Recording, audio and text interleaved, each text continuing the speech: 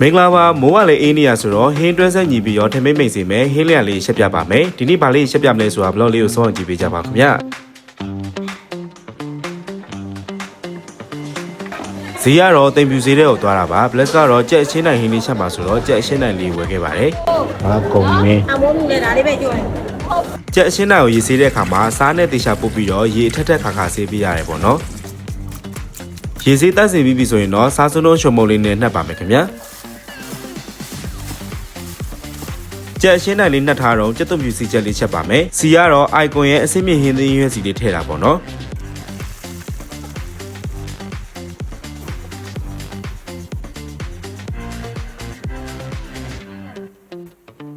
ကြက်အရှင်းနိုင်စားချက်ဖို့အတွက်ကြက်သွန်နီများများလေးတုံးထားရပေါ့နော်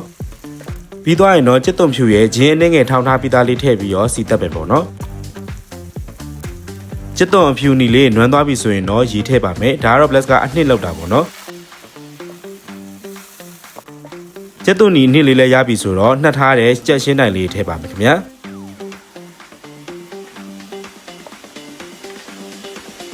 ကြက်ရှင်းတိုင်ဟင်းကိုတော့ Bless ကပထမတရီလေးထည့်ပြီးတော့ခဏအုပ်ထားတယ်ပထမတရီခန်းသွားပြီဆိုရင်တော့အရသာအတွက်စားအချိုမုံငံပြားလေးထည့်ပြီးတော့နောက်တရီထည့်ပါတယ်ခင်ဗျာနောက်တရီခန်းသွားပြီဆိုရင်တော့ကြက်ရှင်းတိုင်ဟင်းလေးရပါပြီခင်ဗျာ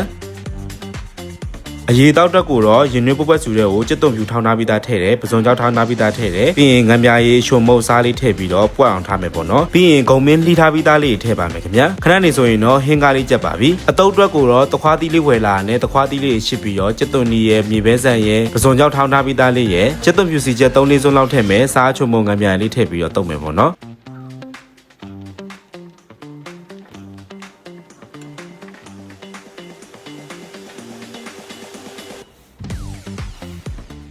စပါတော့မယ်ဟင်းကားလေးရကြတော့ဂုံမင်းလေးတွေ့ရတယ်ဒီမှာဂုံမင်းလေးဝယ်လာတယ်ပစုံကြောက်လေးနဲ့ကြက်သွန်ဖြူလေးနဲ့ပေါ့နော်ကြက်ရှင်းတိုင်ကကြတော့မစားရတော့တော်တော်လေးကြာပြီဆိုတော့အနေဘလက်ဒီနေ့ဆက်စားခြင်းစိတ်ပေါက်တာနဲ့ဝယ်ချက်စားလိုက်တာဒီဘက်ကတခွားတီးတောက်ဈေးထဲမှာလေးမကြီးရွက်တွေကလည်းပေါ့တခွားတီးတွေကလည်းပေါ့တခွားတီးတာအလုံးကြီးပေါ့နော်နောက်နေ့ကျရင်မကြီးရွက်တုပ်လေးတုပ်စားအောင်ဒီနေ့ကတော့တခွားတီးတုပ်စားခြင်းတာနဲ့တခွားတီးတုပ်လေးကတော့ဒါဗမာတုပ်လေးပေါ့စီချက်လေးနဲ့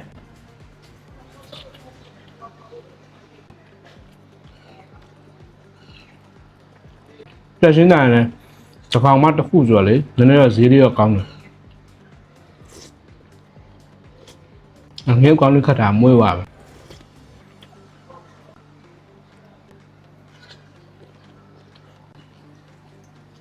ဒီရှင်းနေကောင်းလားဝါလို့ကောင်းတယ်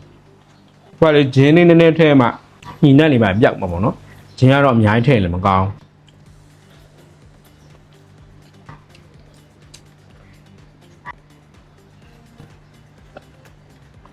ဟိုက်တော့လည်းကောင်းတော့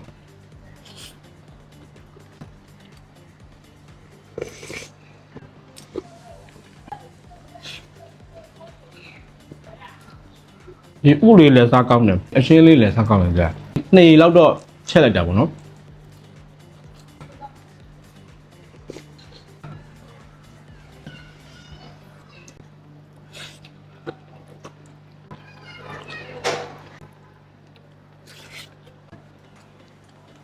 ဒါအားလုံး1000 ခွဲဘူး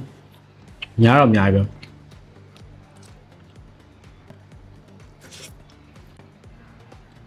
ဆိုတော့အိမ်မှာလည်း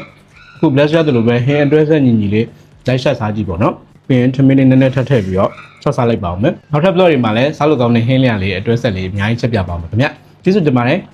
တတာ